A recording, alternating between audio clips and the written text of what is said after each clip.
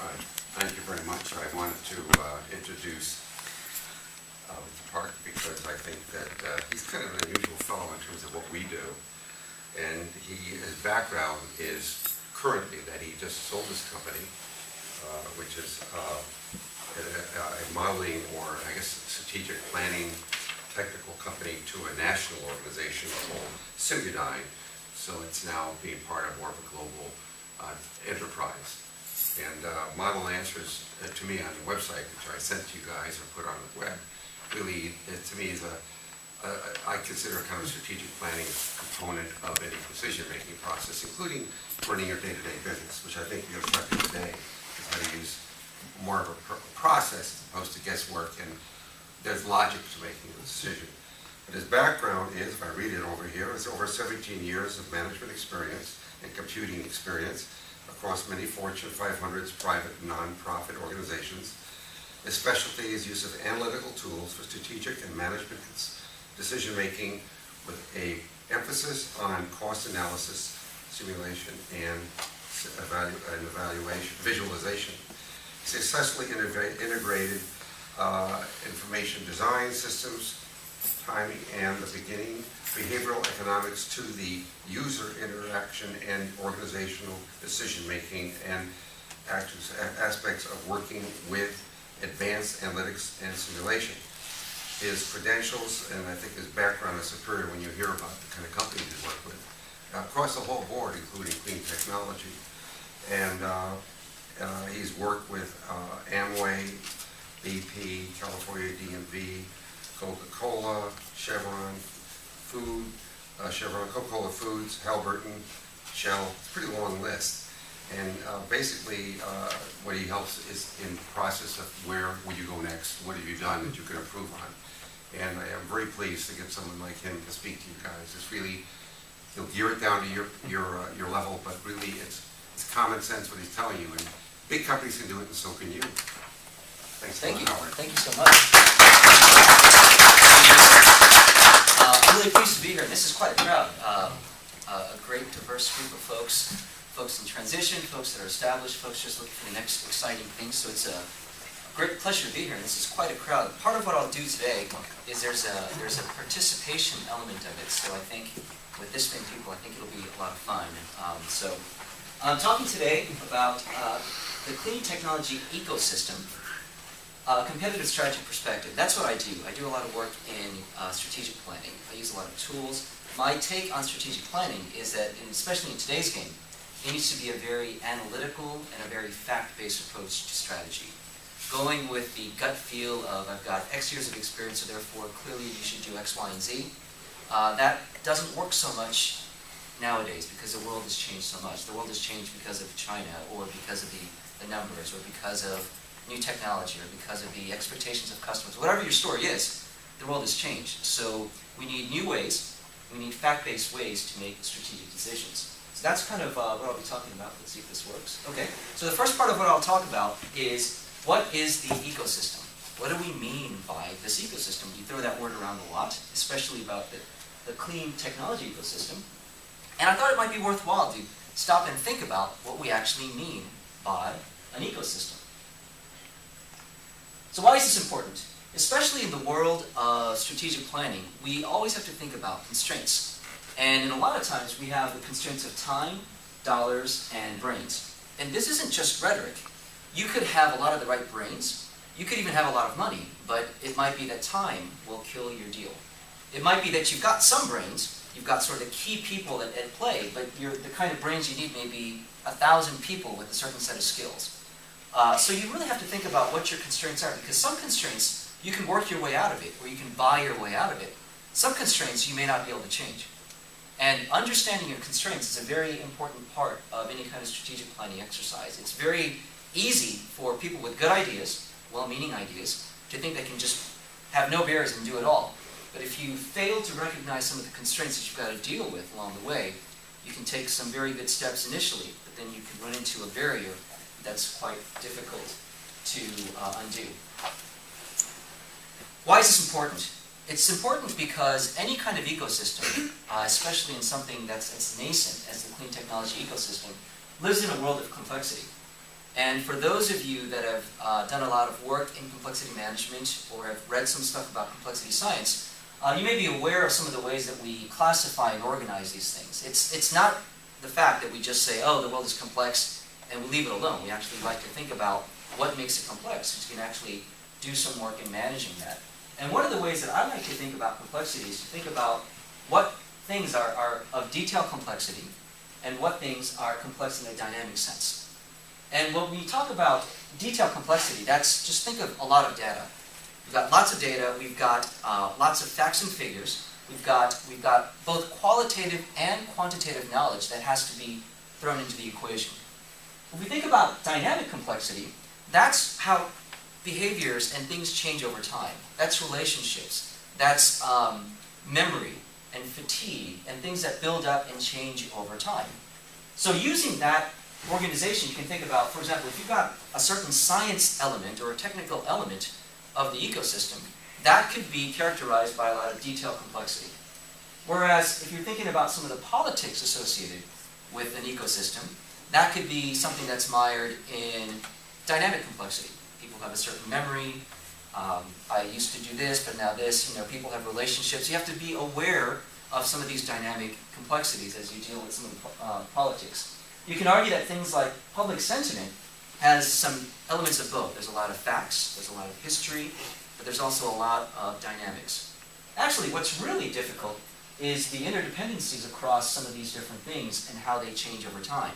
This is important because a lot of you have succeeded in lots of different things, but it's quite possible for you to take a formula that's succeeded in one place, in another place, in another place, but have that fail in your fourth attempt, for whatever reason, because the dynamic complexities are very different, because there are different players at hand. I bring this up because I've worked with a lot of smart people in my career, a lot of great companies, and I've seen that happen more than once, where a lot of successful formula was just not transferable to another situation. So let's think a little bit more about the ecosystem. The ecosystem is the whole. It's made up of the interacting parts. It's never about one thing. It's about not only the system of parts and how they interact over time. This is important because especially in something like the clean technology ecosystem, sometimes there's more happening than first meets the eye. You see something, you think you kind of understand it. The more you look at it, you realize that there's something else going on in that very same thing. On the other side, there's actually less going on than you think there is. You think something's happening in some other corner of your space, and when you actually spend some time there, you realize it's really not moving as fast as you thought it was. That's important because in this constrained world of, again, time, brains, and money, you want to make sure that you don't chase down things and waste time in places that aren't very profitable for you. So again, the ecosystem is made up of those parts. So what are those kinds of parts? I started to think through what the stakeholders, what the cast could look like. And I present this not to present it as a complete list, but to start thinking about some of the things you've got to resolve as you think about the players that are in something like a clean technology ecosystem. So in this world, you've got innovators, different kinds of innovators, entrepreneurs, folks that are behind the technology, universities and consortiums, they've got a role there as well. There are investors, there's government and all the different levels of government and the kind of things that the government can provide for you, tax and direct funding and such. You always have to think about the consumers and the customers. Sometimes, depending on how you've defined your ecosystem, that's the same thing. Sometimes you have to separate it out. The people that buy the stuff may not actually be the people that consume the stuff. And you've got to think about what's on their minds. What is their demand for your product or your services? What's their willingness to pay? What is their willingness to change their behaviors? A lot of the things that we're talking about in clean technology does require not just you and your friends that have this great idea, but a larger number of people to change ideas and to change their behavior. What is their level of activism? Or is there a latency involved? People could be very excited about the work that you're doing, but they may take very little action, the kind of action that you would need to build that ecosystem. And of course, you have to talk about some of the existing players, the utilities and the traditional energy companies. And of course, we can really break this up into a much larger group of folks, distinguishing between the roles that they play. I've done a lot of work in traditional energy companies and utilities, so that's a big world. There's lots of people, lots of technologies, and you have to really think about who you're dealing with and what their piece of the puzzle is. Are they upstream, are in exploration and production? Are they midstream? Are they downstream? Are they onshore, offshore? Are they big here but not big in Europe? Are they big in Europe but not big here? You have to sort of understand who the players are and what their take is. Well, where do you stop with the list of players? I mean, what about things that are not on this white sheet of paper? Things like other countries and regions and states. If we think about our ecosystem, is what's happening in Idaho of relevance to us? Is what's happening in China relevant to us? What other states are doing? Are we competing with them? Are we working with them? Is there an opportunity to work together? Are they sort of the leading edge? And then we can sort of follow from learning about what they've done. And what do we actually mean by our ecosystem? Maybe my ecosystem for this is different from what you might be thinking. How about the alternative technology? We've got to sort of remember that in this space, we don't exist in a vacuum. And I think last month I kind of alluded to this. When we think about an ecosystem, a good analogy is thinking about a pond. You've got a pond, you've got the different players, or a jungle, you've got the different animals that feed off each other, and it's an existing ecosystem. But those are actually not very good analogies for what we're dealing with. Because in each of those ecosystems, whether it's a pond or a forest, you can sort of draw a circle and say, well, this is all sort of self-contained. In the clean technology ecosystem, there are players that have an impact into that may not even consider themselves a part of our ecosystem.